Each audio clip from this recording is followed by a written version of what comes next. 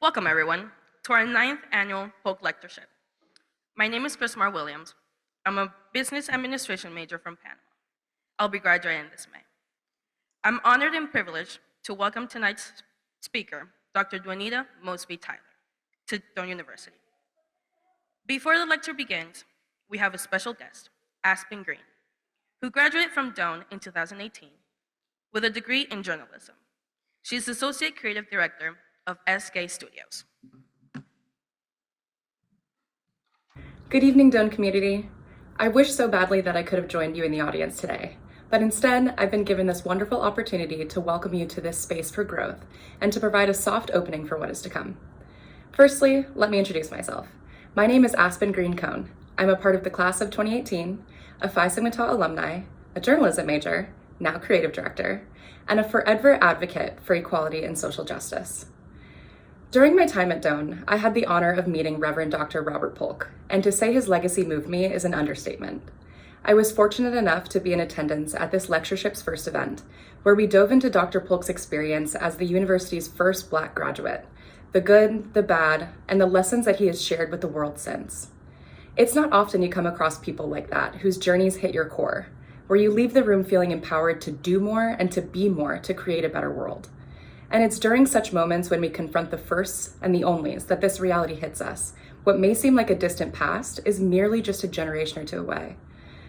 The need to be actively engaged with issues shaping our world is just as relevant and important now as it was during the first lectureship and the many, many years before that.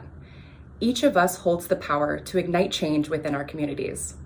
My greatest hope for you all in attendance this evening is that you embrace this opportunity to learn, to question, and to stand together in the pursuit of justice and equality. Do not let these conversations fizzle out here. Together, we can make a difference. So without further ado, please enjoy this video my team and I put together featuring Reverend Dr. Polk and the impact of his lectureship series. Thank you.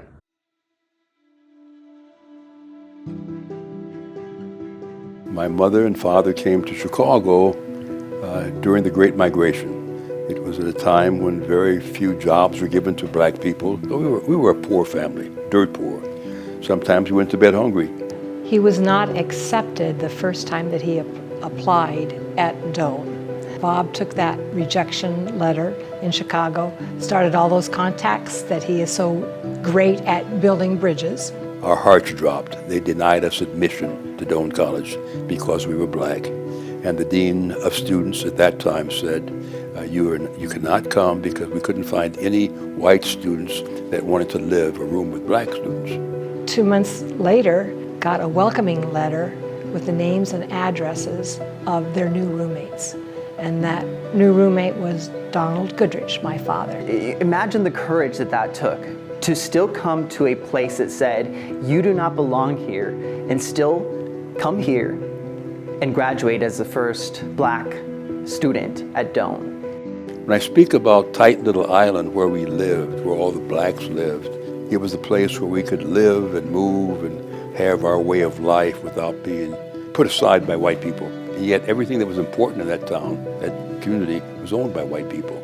I don't think our country does enough to set up opportunities for questioning your own values. But being able to step back and say, you know what, maybe the way I view the world isn't exactly how the world really is. I really believe the lectureship became to be because Dr. Polk was relentless. America and Doane and surrounding places continue to be fractured, fragmented, and frail. And if we don't create a space where we can have braver conversations, it's not going to make a difference. It allows conversations to start. And I think that any change making in this world starts with conversations. It starts when people come together, and also gives an opportunity to think and self-reflect about where am I in this journey to becoming an inclusive leader. And that's exactly what the Polk Lectureship does. There was always some conversation at our table about race relations, changing, helping churches in suburbia and downtown Chicago change its standards about race. The lectureship is an invitation to think more critically. We don't want a student to go away saying, I was never aware of any racial tension. Here is the microcosm that provides a platform to explore with different ideas, different concepts, with people from different upbringings and experiences and worldviews. And if you're able to do that here and engage with differences in a productive manner, not only are you going to be a better leader, you're also going to be part of keeping the peace in this world. It gives people a different perspective, and it lets people walk in other people's shoes when they've never had that time before. And all of a sudden you're sitting there going, wow, I never had to worry about walking down the street at 9 o'clock and being pulled over by the cops because I was in a good neighborhood and my skin color was a different color than white.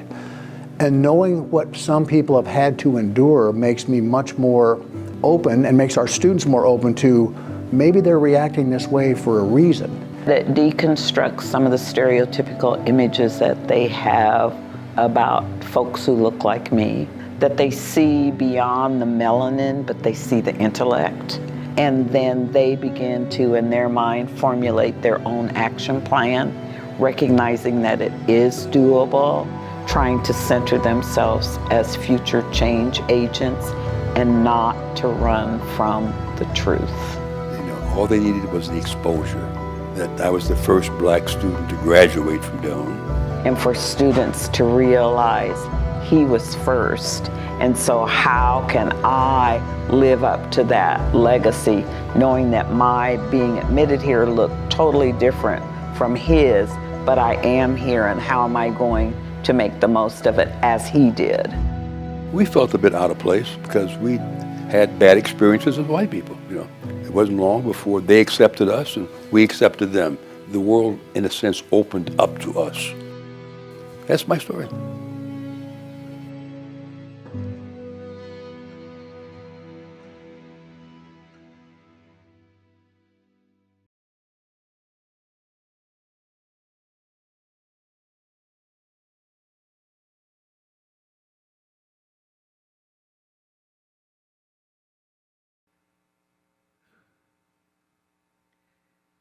Will you confess with me a memory, if it is your memory, when you discovered that if you put two different colors of crayons together, you could create new colors?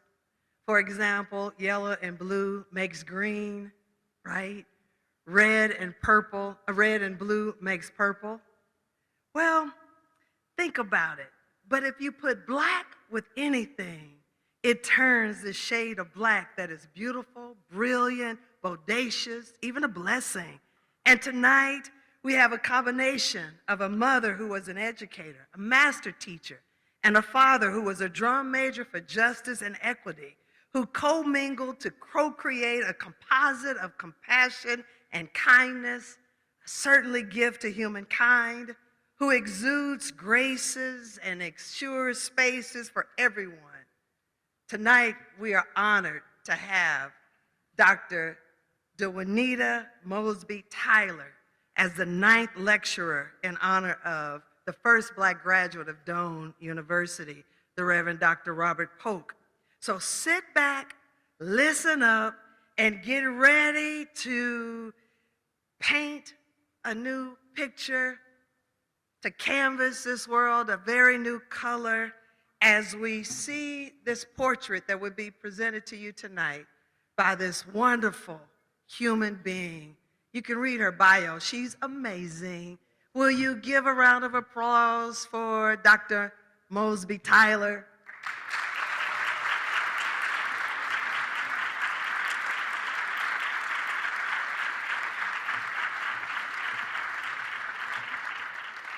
Why, thank you, everyone. I want to give you fair warning that the podium can't contain me as I ease away from it very gently.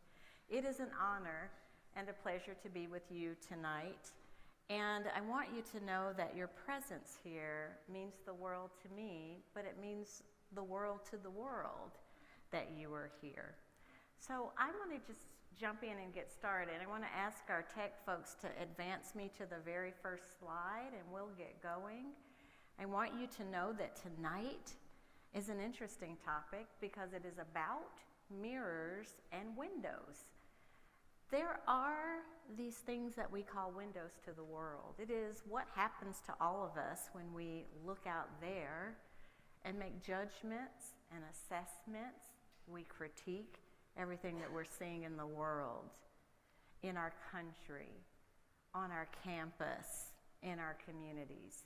And then there's this thing that I will say are mirrors. It is you taking the time to hold up a mirror to yourself, to make some decisions about what you'll do next because you're being reflective. It's a little bit like a drum beat. It's a cadence. It is the patterns that you use to look out there versus look in here. And so what I'm going to ask you to do tonight is to really think about your cadence. How much time are you spending assessing what's out there? And how much time are you spending assessing what's in here? And what's the right balancing act for you so that you are whole and full and balanced? So I'm going to ask you to think about a couple of things tonight. And I'll start with this. We are in an interesting time in history. I know I don't have to say that to this room or to those that are watching on the live stream. It's complicated, it's interesting, it's full of hope, and it's also full of some disappointments. But what I see a lot of is something that we don't talk about enough, and that is conundrums. Conundrums are problems, and they can be intricate problems, but unlike the typical kind of problem, conundrums are not black and white in their answers. It's not linear, it's not a logic model, you can't research your way out of a conundrum. Conundrums oftentimes are solved by conjecture, meaning we have to have a little guesswork to figure out what to do next. Now I want you to think about all of the conundrums that you've been exposed to. And tonight I'd like to just lift up about 6 of them that I see as not only conundrums, but that it will take a little bit of guesswork for us to figure out what to do about the conundrum. So here's the first conundrum. We pay attention to the loudest things. It's a conundrum because there's so much loud. And so there's probably nothing we can do about the loudness of things, especially the things that are out there.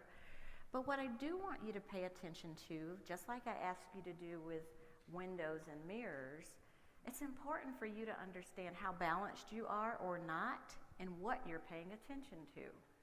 So how much of your time do you spend paying attention to things that are loud? Loud, shouting at you. You hear it all the time. And then how much time do you spend on things that are subtleties, meaning they're quieter, sometimes unspoken. Sometimes it means you need to read between the lines. What's your balancing act with that?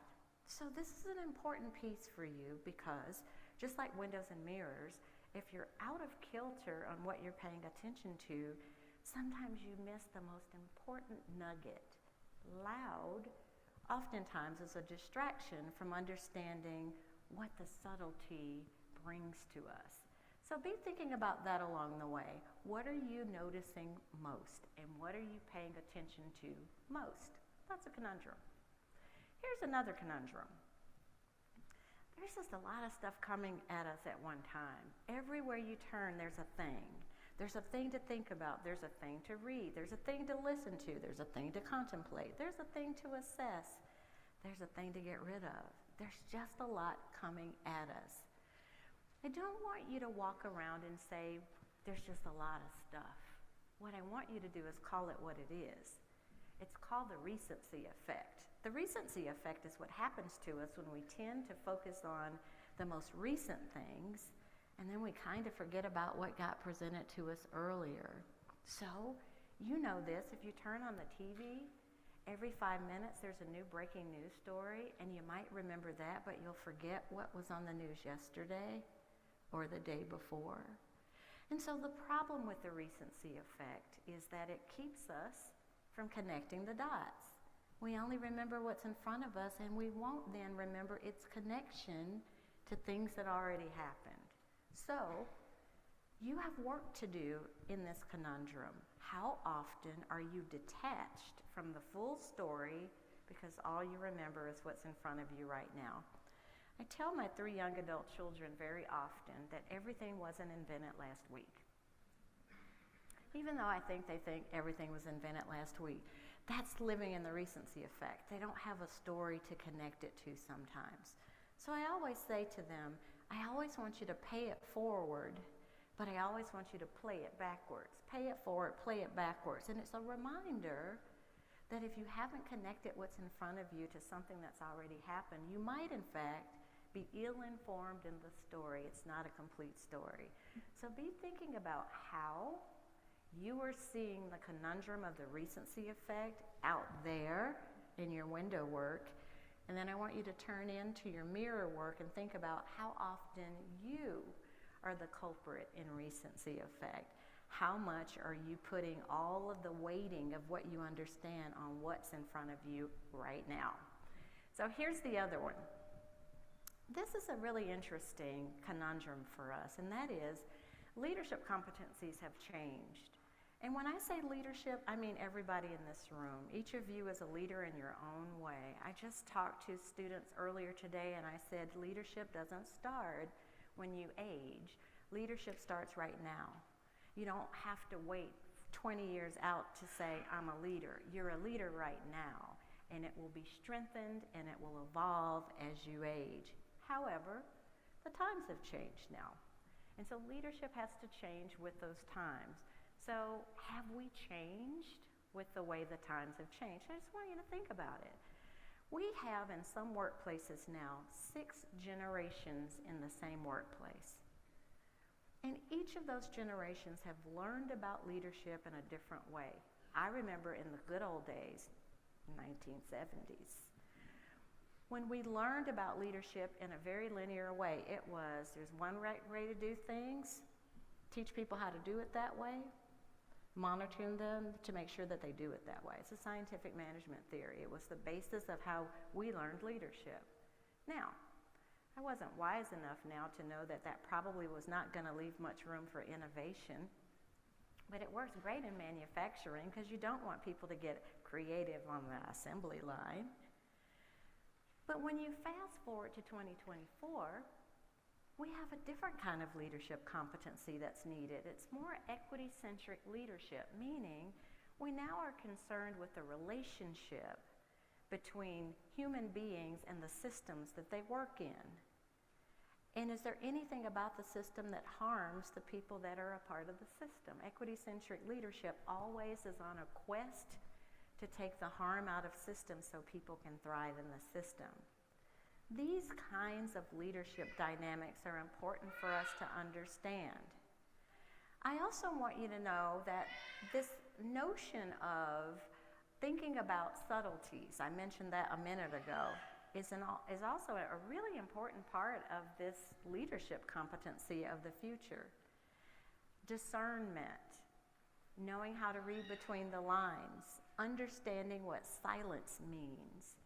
Those are leadership competencies for now. It's equity-centric leadership. So, again, in leadership, if you only are responding to the loudest, most obvious things and you've missed the opportunity to see the subtleties and to respond to things that are yet to be said, then we've missed the mark on this evolving type of leadership. So keep thinking about that one as a conundrum. This is the most profound slide I could ever make. We're tired.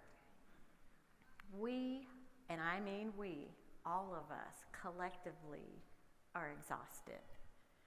We've been through a lot, especially over the past 4 years. And the older you get, you can add to that list. But one of the things that's happening in this exhaustion that we're in is we're not talking about it. We're not talking about what it looks like or what it feels like. We're just calling it, I'm tired. So I'm tired of calling it, I'm tired. I want to give it a name too. The name of what we're in is called compassion fatigue. It's a thing. Compassion fatigue is being overexposed to too many things that you need to care about. There are 1.7 million things that I care about, and I'm faced with them every single day. and I try to make a difference in all of those things. That's where compassion fatigue comes from. We hear about compassion fatigue a lot with healthcare. Nurses and doctors had compassion fatigue during COVID-19. We hear about it in education. The things our teachers have to go through and contend with creates compassion fatigue. But I want to simplify it for us. No one's exempt from compassion fatigue. I want you to pay attention to what compassion fatigue might look like and feel like for you. And there's nothing to be ashamed of. Just like anything else, when you get fatigued, you actually can't do much more. Think about it. When you get fatigued, those of you that are athletes, when you get to the point where you're so fatigued you can't do anymore, the same thing happens in compassion fatigue. You can get to the point where you can't do anymore and then you don't. Even though you still care, you just can't do any more about it. So a topic like this, equity, inclusion, diversity, where we want to care about people that might have had historical wrongs, is fair game when you have compassion fatigue. You just don't have it in you to help or to talk about it or to do something about it. But I want to ask you to do at least me a favor. Make sure as you're doing your window work and you're assessing what's out there that you don't misstate what it is you're looking at when a person has compassion fatigue. Sometimes when people have compassion fatigue and they can't do anymore, they look like they are apathetic, like they don't care. And then because we judge and assess so quickly, we misstate what's actually happening to the person right in front of us. I want you to know that compassion fatigue can be mistaken for I don't care, when that's not what it is at all. So kindness and grace to people that are in that would be important. And so I would pay attention to the subtleties on what compassion fatigue might look like. It's really important.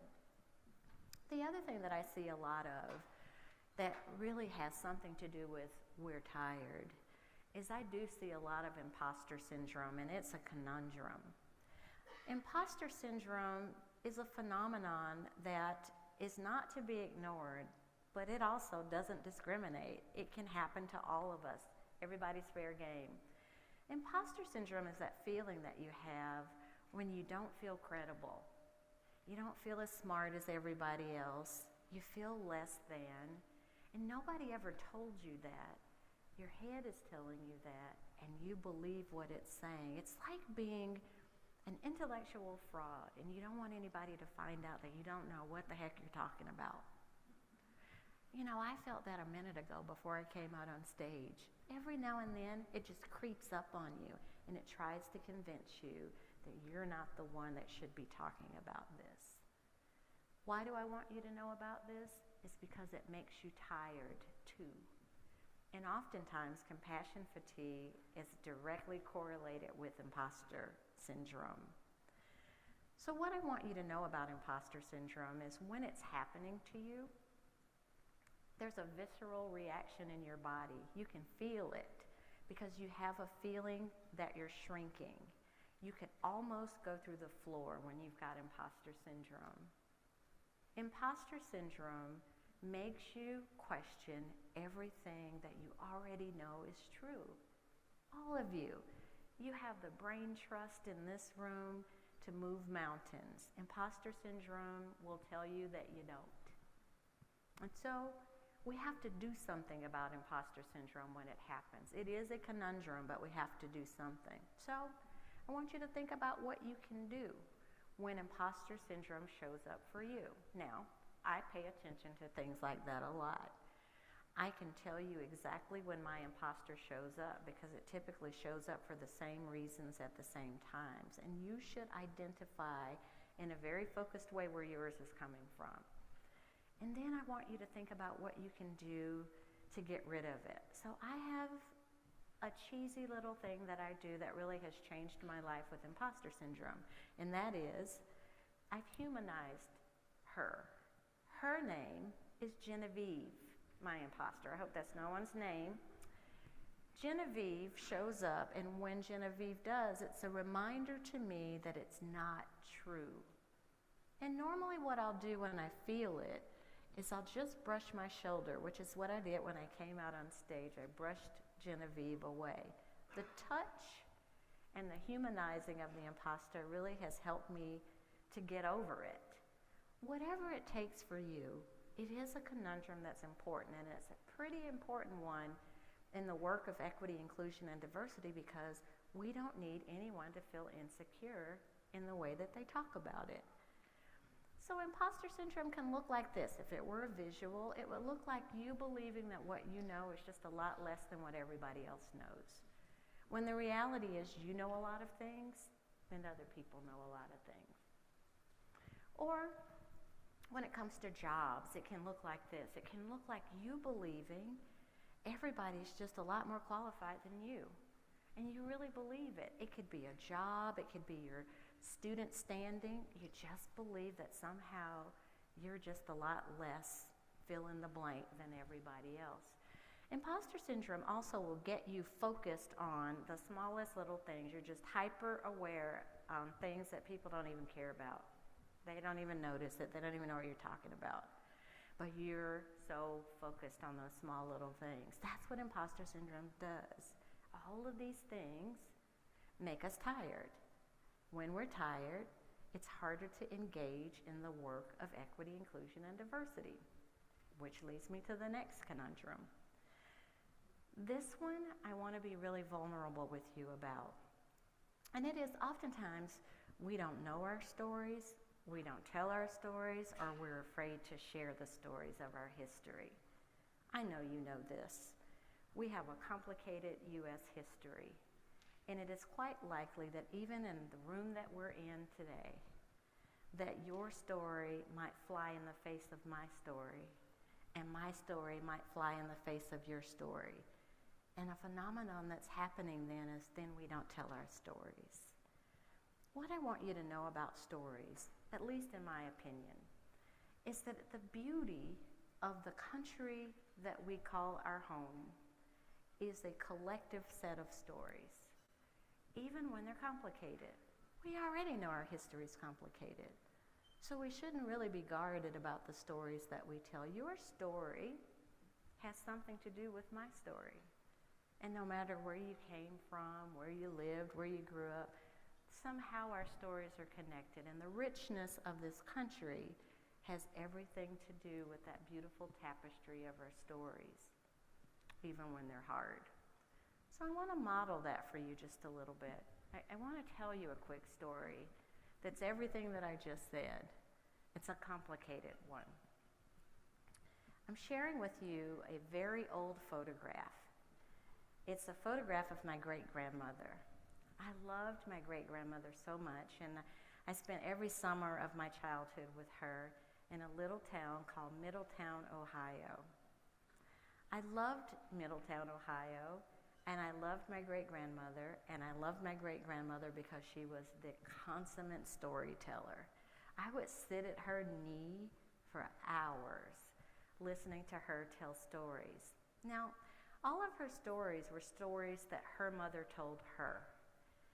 Her mother was born enslaved in this country. And so all of the stories of slavery were as close as me sitting at the knee of my great-grandmother. I didn't learn about the institution of slavery in a book in elementary school. It wasn't 400 years ago to me, and it wasn't abstract. It was as close as sitting at the knee of my great-grandmother. So that's a part of my story.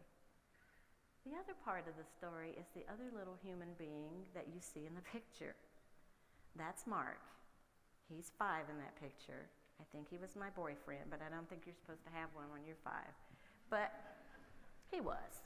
So Mark belonged to the family that my great-grandmother was a maid for. You can see she's in her maid's uniform. My great-grandmother and my grandmother were maids for this same family. Mark's family were the original slaveholders of my family. They went from slaveholder of my family to employer of my family. So I want you to sit with what I just said, the tangled web woven in the story that I just told you. And Mark and I are still friends today. We have been for a lot of years, in one of the most complicated stories I can tell you. So I tell you this story not to be clever. I tell you this story because even when the stories clash, there's still space for understanding, there's still space for love, and there's still space for reconciliation. We're just living proof of that even today. So don't be afraid to tell your story. It's an important thing to do. Okay, I think I'm going to need you all to advance the slide from the back. I'll just have you go to the next slide for me. Thank you. This is the homework slide. Of course you have homework. It's a university. I want you to take the things that I've talked about so far: imposter syndrome, recency effect, compassion fatigue, this difficulty that we kind of have in talking about race because we won't tell our stories. And I want you to just reflect on that a little bit. But I want you to start with the mirror. How have these things impacted you? Start with you first. And then I want you to look out at the rest of the world in your window work. So how's it affected school? How do these things show up at school or work or your community or anybody that you serve? How are these things showing up? What does it look like? And what are we going to do about it? How will we heal it or mitigate it so that people aren't walking around in some of these phenomenons that we call conundrums? So let's go to the next slide. And this one is an interesting thing for us to also be thinking about. Let's advance it once. I kind of don't know who's advancing right now, but thank you. Let's go to this, this conundrum that we often normalize, and it is normalizing the elephant in the room. Let's go to the next slide. I want you to see the elephant in the room. Sometimes the elephant in the room is a person or people, and sometimes the elephant in the room is a system or a process. So if we go to the next slide, whoever's controlling the slides, I want the audience to see what I'm talking about. We have learned as human beings how to navigate elephants. I want you to think about, in your life, what and who the elephants are. Elephants are barriers. They get in the way of things, and we have learned how to navigate around them. And that elephant in the room navigation and the way that we have normalized that isn't healthy for anyone.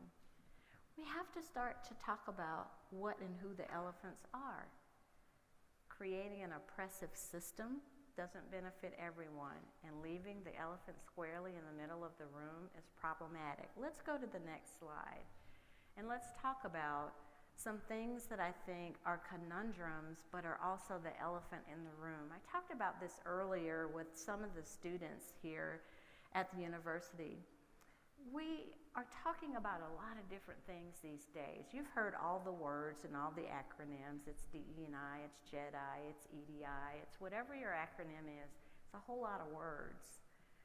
And people are really confused about what all these words mean and what are you supposed to do with them? How do you operationalize an acronym?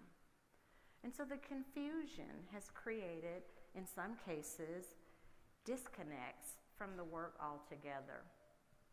I wanted to share with you that there are a lot of words that we've been talking about, and none of the words mean the same thing, but some of the words have been conflated, meaning people just think all of the words mean the same thing, and they don't. And so I'm sharing with you not all of the words, but some of the words that I think get confused with one another. And there's been a lot of historical confusion about almost all of them. For example, when you take the word equality and you really think about it, we really should be thinking about it in terms of social movements, the labor movement, the civil rights movement, the women's rights movement, the gay rights movement. Those are all equality movements. They were movements that sought to level set one group so that it had the same rights as another group. That's where it all came from. And so the more you can start thinking about how the words have something to do with social movements or times in our society, it makes it easier to understand them. But there is one word up there that I have a distasteful relationship with, and it's the word diversity. If you want me to use some real academic language, let me say this to you. We really screwed that one up. This word diversity is the word that I think is the catalyst for all else that we will do, but we really screwed it up. We screwed it up back in the late 1970s going into the 80s when I was a diversity trainer. And we described the word diversity as everything that wasn't white. So if you identified as a white person, you just heard that diversity wasn't you. And if you identified as a person of color, then you just heard that diversity was you. And that became the onset of this othering. It was really nobody's fault. We all sort of have inherited this phenomenon that I'm talking to you about. But there's one thing that we have to fix, and that is, what is the real definition of diversity? Diversity is everybody in this space. It is everybody that is on the live stream right now. Diversity is all of us. It doesn't discriminate. It isn't just some people, it's all the people. Diversity just means difference. And I love that. I love it about the definition, and I love the fact that we're all different. That's what makes this beautiful tapestry. My definition of diversity, it's all about the richness and the beauty of the differences of all of us. The end. So, we've got to fix what we've done, what you inherited in a definition of diversity. It is important that you know when you leave here tonight that you are in the definition of diversity. Everybody is in the definition of diversity with all of our differences. It's important to do that. So one of the things that's happened in the screw up is we made diversity a synonym for race. Race is a diversity, but it's not the definition of diversity. And so I'm going to ask you to be explicit when you use the word diversity. If you mean race, don't call it diversity, just say race. If you mean gender, just say gender. Be explicit about what kind of diversity you're talking about. Don't start talking about doing diversity hiring if you haven't said what and who and what diversity you're talking about. Don't be afraid to be explicit about what you mean. The more we can do that, the more we honor what the true meaning of diversity really is. So I feel very strongly that we're sitting in a generation right now that can fix what we've done with the definition of diversity over the decades. Make it what it is, which is about all of us, and get specific if there's a particular area of diversity that you're concerned about. That's all we have to do. So this conundrum is one of the most pressing ones for us. Let us go to the next slide because I have one more conundrum that I want to talk to you about. I also talked to students about this earlier today. An elephant in the room is what we've done with the definition of diversity, but an elephant in the room too is the way we talk about power. People don't know that they have power. There's nothing worse than having this beautiful, rich tapestry of diversity that we have with people that feel powerless. It's the phenomenon of the haves and the have-nots that we've done around power. So I wanted to share with you the way that I look at power. The scholars French and Raven created this model in the 1950s, and they said this: there are 5 bases of power. Everybody has power. We just get our power from different places. And I like that because it's true. It breaks a stereotype about what we think about power, too. So the way it works here is it says this: 1, There are people that have legitimate power. It's the 1954 model, so excuse the language. Legitimate power is power that you have based on your title, your position, or your rank. It's position power. So you all know people that have position power. They might not even be smart, because it doesn't say you have to be. It just says it's position power. The second one is expert power. Now that one is the competency power base. That one says you get your power from your skills, your abilities, your knowledge, your lived experience. My favorite story here is I used to be the head of HR for the city and county of Denver. There's a woman in our housekeeping staff. Her name was Graciela. Graciela spoke very little English, but every day she'd come to my office and she'd hand me this little slip of paper. And on the slip of paper was a leadership tip. And she would want me to use it the next day. And she did that for years. She'd give it to me, and I'd try in my terrible Spanish to tell her how I did it. That to me was expert power. I used to say to Graciela, "You have so much expert power." And she'd look at me and she'd say no. And she'd hold up her broom and her mop to tell me that she had no power. And that, my friends, is why we have to talk about power. Here was a woman that had plenty of it, but she didn't know it was called power. There's also referent power. Referent power is the power of mutual respect. It's the power of reciprocity. I respect you, you respect me back. Therefore, I have referent power. The fourth one's reward power. It is the power that you have because you are the one that gives and takes away rewards. And there's coercive power. It's the power to punish other people. 6 or 7 years later, French and Raven added a sixth power base. It's called informational power. It is you have power because you are the keeper of all the information. Doesn't have anything to do with the title. You know where the bodies are buried, like my executive assistant. She has informational power. What I want you to sit with here is I want you to look in the mirror. What power bases are you leveraging most often? What are you using? What's your go-to power base? Tell yourself the truth. It's just between you and your mirror. What are you leveraging most? And then I want you to look out, window work. What power bases are you seeing most often being used out there? I'm going to give you some hints, more for you to think about. And the first hint is, of all the power bases, the most popular one, the one that gets leveraged the most in the United States, research shows is number 1 and number 5, legitimate and coercive power. It's the foundation of our systems. It's how we learned about leadership in some cases. I want you to sit with that. What does that really mean for us in the spirit of creating systems of equity, inclusion, diversity, belonging? How do we do that if foundationally our go-to position is legitimate, coercive power? And now, I want you to imagine a world that's different than that. A world that you'll be proud of and you'll be a part of, which says, what if the world's dominant power bases were 2 and 3, expert referent power? What if everybody's expertise could be honored, their lived experiences? That mutual respect is where the real power was. I want you to reimagine a world with different kinds of power bases.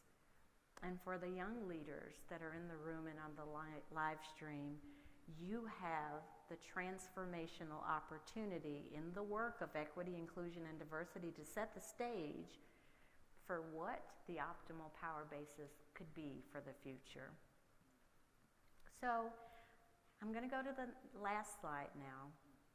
I think it's the perfect way for me to end all the things I've had to say to you about conundrums. Sometimes with conundrums, it requires you just take a risk. Just try it. See if you can make a difference. And I can't think of a better picture than this one to illustrate that point. So it's another old picture, except this time it's me at 5 years old. I wanted to be a ballerina. I told my parents I wanted to be a ballerina. I'm sure they rolled their eyes at me because I don't know why I wanted to be a ballerina. I wasn't a great dancer, but I wanted to be, and they said, okay. So my mother put me in the car and she took me to a ballet school. When we got to the ballet school, The people at the counter said, "We don't accept Negroes here." My mother didn't say a word. She just put me back in the car and drove to the next ballet school. We got to that ballet school, we went in and we got to the counter. The people there said, "We don't accept Negroes here." Now my mother puts me back in the car and she drives to ballet school number 3, 4, and 5. And now you know the script. "We don't accept Negroes here." So this time I asked my mom, "Well, why don't they want me?" And my mother said, as only your mother could say, "Sweetheart, they don't know how excellent you are yet," which is beautiful, except when you're 5. It makes no sense. And I was devastated. So next day, I went to my all-black inner-city Atlanta kindergarten class. I grew up in segregation during the Civil Rights Movement. And in walked that lady that you see in the picture. She was stunning to us for a lot of reasons, including, 1, we had never seen a white person at our school before. And 2, she was a ballerina. She was dressed like one too. She was in leotards, tights, and a tutu, and she was just standing in front of us. And she said, "Good morning, class. My name is Miss Ann, and I'm going to be your ballet teacher." And that's really the end of the story. But here's the moral of the story. You're looking at a picture of when I think I first learned about what equity really is. And this is what I learned about it. I learned that sometimes this work of equity, inclusion, diversity, justice can come in unlikely packages. I'm saying that to you because I don't want you to write yourself off as being that. It could be you. Second thing that I learned is that equity work takes bravery and courage. I want you to imagine the time we were living in this picture. She wasn't even supposed to be in that neighborhood, let alone bucking the system, which is exactly what she was doing. She was removing the elephant in the room so that I might be able to participate. Lastly, I learned from this picture that this work takes love and caring. And if you don't have that in you, you're not going to do it. So this picture, in a gender-neutral, race-neutral kind of way, reminds me of what Dr. Polk has done here, the reason that we're here tonight. I want you to think about how just him showing up changed the trajectory of so many lives, just like how Miss Ann showed up changed the trajectory of my life just because she was there. Each of you is filled with those same possibilities, that because you love, because you're brave, because you might be unlikely, that you have the possibility of shifting entire systems and entire lives. So I want to leave you with the Miss Ann story because it is the story of you. And now, conundrum solved. Thank you, everybody.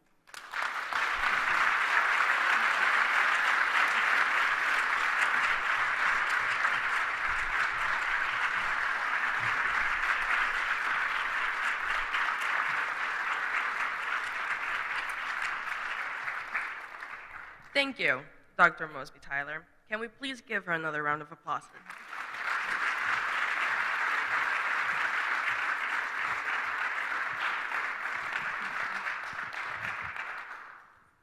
That was wonderful. Thank you. We have a few questions for you. So the first question is, what advice do you have for students like me who are about to graduate and about to start their career and want to lead effectively?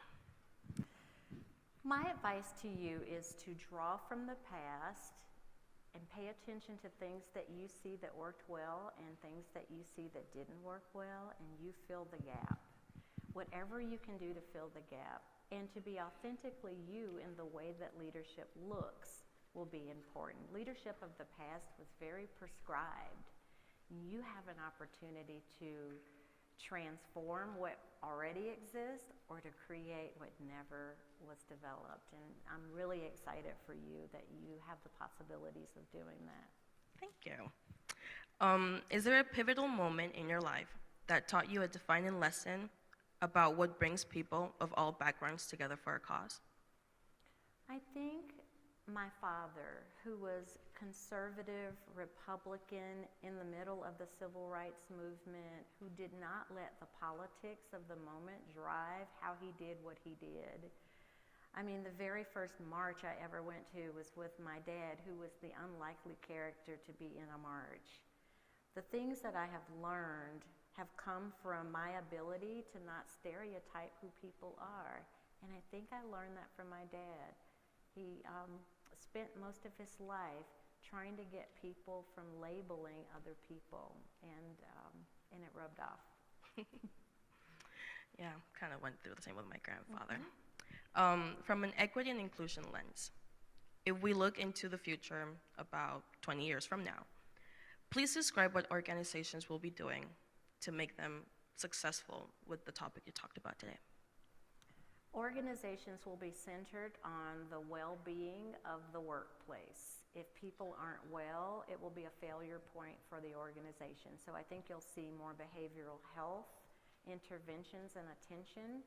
I think the words tired should be eliminated. People should work hard and be glad about working hard, but not to the point of exhaustion. So I don't think we'll have these exhausted kinds of workplaces. I just don't think the employee of the future will bear that kind of a burden. I also think that innovation is going to take on a different sort of flavor. I think people will be creating, and you won't have to be in a job that's just for people that create. I think the whole workforce will be a part of development and creation of new things, and that will just be the way culture works. I don't know if I'll be alive, but I'm really excited about the collectiveness that we can have in workplaces of the future that I'm not sure that we absolutely have today. Thank you. You're Thank you so welcome. much for that. Thank you. We're just all staring at you.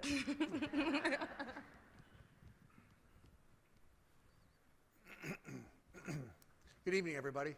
Good evening. Good evening, everybody. There we go. I'm Roger Hughes. I'm president of Doane University, and on behalf of Doane, let me express my deepest gratitude for your attendance at the 9th Annual Robert L. Polk Lecture on Race and Social Justice. Your presence helped make this event truly meaningful and impactful. I want to extend a special thank you to Dr. Mosby Tyler for her inspiring and thought-provoking address as our featured speaker. Her insights on exploring the mirrors in our lives will serve to enrich our understanding and commitment to advancing racial equality and social justice. I'd also like to recognize the committee and the dedication of the committee, whose hard work and vision made this event possible. Your efforts in organizing such an important lecture series is deeply appreciated. Tonight, we pay special tribute to Reverend Dr. Robert L. Polk for his courageous efforts in building bridges throughout his lifetime in ministry. His commitment to transforming lives and communities through advocacy for change continues to inspire us all. In light of Dr. Polk's profound impact on our university and beyond, I am thrilled to announce that Doane's new open-air theater will be named the Robert L. Polk Open Air Theater.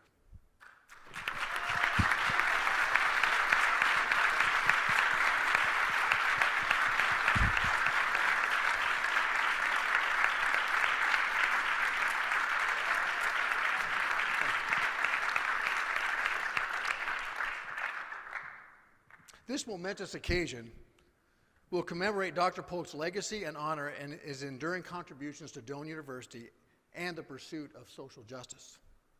The newly built theater will stand as a testament to his vision, providing a space for students and community members to raise their voices and champion positive change. Dr. Polk's transformative journey from becoming Doane College's first black graduate in 1952 to founding the Robert L. Polk Lecture Series on Race and Social Justice serves as a beacon of hope and inspiration for future generations. A special Robert L. Polk open-air theater naming ceremony will be held on May 17th in conjunction with Baccalaureate. We'll be honored to hear Dr. Polk speak at that event, which celebrates the achievements of our graduates and the values they embody as they embark on their new journeys. I'm also delighted to announce that we extended an invitation to Dr. Polk to be the commencement speaker at Doane University for May's afternoon graduation ceremony, and he has graciously accepted. Once again, thank all of you for your unwavering support and commitment to advancing the cause of racial equity and social justice.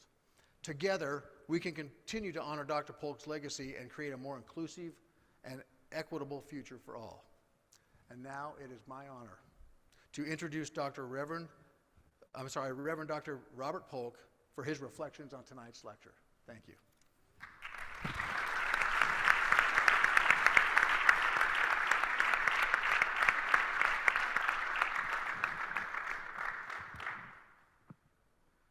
Good evening, everyone. It is always a pleasure to be a part of the lecture series that is now in its 9th year. I'm grateful to President Hughes for his wonderful comments and compliments in terms of the new amphitheater that's going to be named after me or in my honor. I'm grateful to all of you for showing up tonight, and as usual, to thank Dr. Marilyn Johnson Farr and her committee for the hard and industrial work they do annually to bring this lectureship into being. It's more than just a presentation on the given night. I must say, however, that I'm at a great disadvantage because I didn't hear anything that was said tonight. And I apologize for not having more of a profound last word closing than I do because I was not able to adjust my audio to make it work in order to hear the wonderful words that I'm sure Dr. Tyler presented to you this evening. I have been in touch with a couple of people on campus today who had the opportunity to hear her before the lecture tonight, and they were simply blown away by her knowledge, her empathy, her sensitivity, her ability to bring concepts and ideas together in the way that she did this evening, in exploring the wisdom of our reflections, exploring the mirrors in our lives. We all have stories to tell. We all have mirrors in our lives. And I thank you very much, Dr. Tyler, for your presentation, and apologize for the lack of audio to allow me to hear those gems of wisdom that you presented to us tonight. And I'm sure they were very, very fine. Thank Carla, thank Aspen, thank my brothers from the DKP who showed up tonight, and all of you who are here. It's wonderful to be a part of this lecture.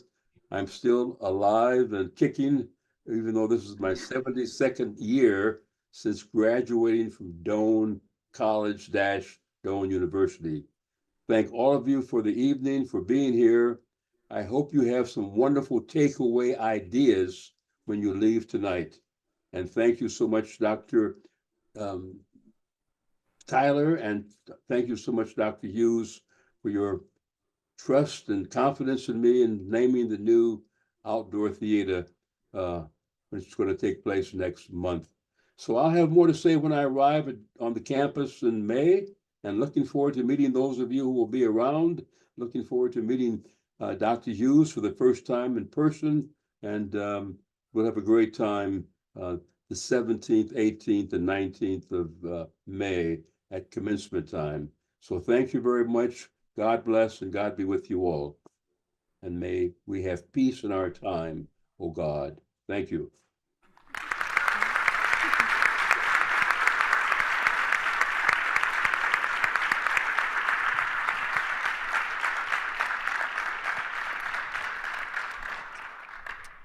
Thank you to Dr. Robert L. Polk, our 2024 lecturer, Dr. Dwinita Mosby Tyler, President Hughes, and Dr. Cooper for your participation. Thank you to our audience, both in person and streaming online. Please feel free to mingle afterwards in the Great Hall. We also have copies of Dr. Polk's new book for sale. We wish everyone a lovely evening, and thank you for your attendance.